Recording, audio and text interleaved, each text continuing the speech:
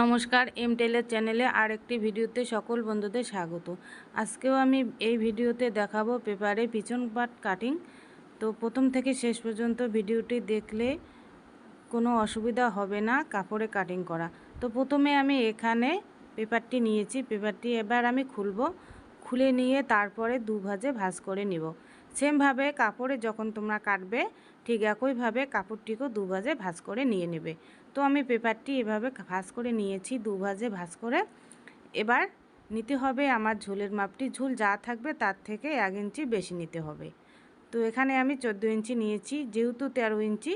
তারপর নিব আমি পুটের মাপ, পুট আমি এখানে নেব, পুট যা থাকবে তার অর্ধেক নিয়ে নেবে। তারপর পুট যা নেবে তার থেকে আরমোলের নিচের দিকে নামাবে। তারপর আরমোল যেখানে শেষ হবে সেখান থেকে বডির মাপ শুরু হবে। বডি যা থাকবে 4 দিয়ে ভাগ করে নেবে, আর এক্সট্রা সেলাইয়ের জন্য 1.5 ইঞ্চি বেশি নিয়ে নেবে। তো কোমরে আমি সেমভাবে নিয়ে নেব 4 ভাগের 1 ভাগ, আর 1 ইঞ্চি এক্সট্রা টিকিনের জন্য আর 1.5 ইঞ্চি সেলাইয়ের জন্য। এভাবে দাগগুলি দিয়ে তারপর দাগগুলি এখন আমি স্কেলের সাহায্যে মিলিয়ে দেব।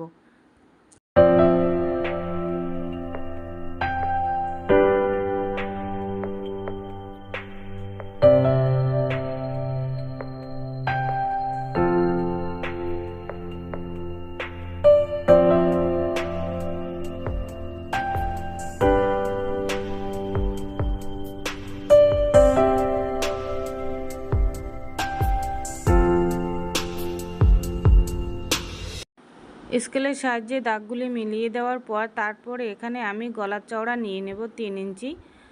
তো গলার চওড়া আমি নিয়ে নেব 3 ইঞ্চি, নেওয়ার পর তারপরে গলার ডিপও আমি নিয়ে নেব 3 ইঞ্চি। তো 3 ইঞ্চি গলার ডিপ এবার 3 ইঞ্চি গলার চওড়া নিয়ে তো বাক্স করে নিয়ে আমি স্কেলের সাহায্যে বাক্স করে দাগটি টেনে দিয়ে দেব। তো এভাবে দেওয়ার পর তারপর আমি এই পুটের দিক থেকে নিচে গলার ডিপ পর্যন্ত আমি নিয়ে নেব, যার যেমন কাস্টমার চাইবে সে ততটুকু নিয়ে নেবে।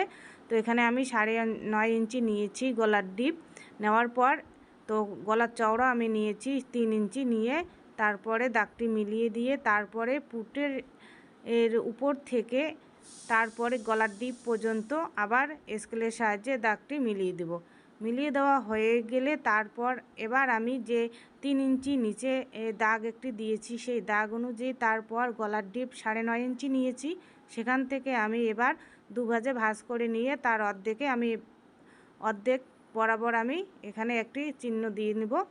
তো সেই চিহ্ন অনুযায়ী আবার স্কেলের সাহায্যে আবার একটি দাগ দিয়ে দিব গলার চওড়া অবধি। দেওয়ার পর তারপর উপরের যে 3 ইঞ্চি গলার ডিপটি নামিয়ে নিয়েছি সেখানে আমি একটা রাউন্ড চিহ্ন দিয়ে দিব, রাউন্ড শেপটি দিয়ে দেব। তো রাউন্ড শেপ দেওয়ার পর এই কোনাকুনিতে আমি আবার স্কেলের সাহায্যে দাগ দিয়ে দেব। তো এই দুটি দাগ দেওয়ার পর তারপর এই যে আরমোলের দিকে আমি 1.5 ইঞ্চি অথবা 1 ইঞ্চি উপরে একটি দাগ দিয়ে তারপর রাউন্ড শেপটি দিয়ে দিবে। তারপর পুটের দিকে 1/2 ইঞ্চি নিচে ডাউন রেখে তারপর একটি দাগ দিয়ে এবার দাগ বরাবর কেটে নেব।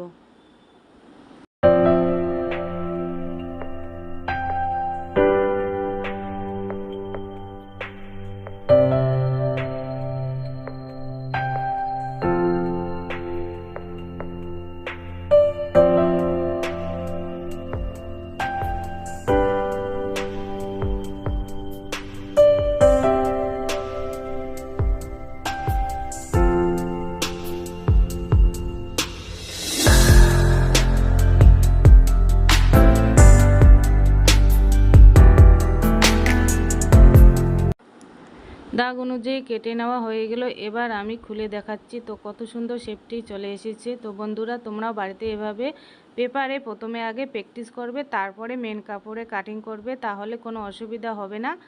তো এইভাবে ভিডিওগুলো দেখার জন্য অনেক অনেক ধন্যবাদ।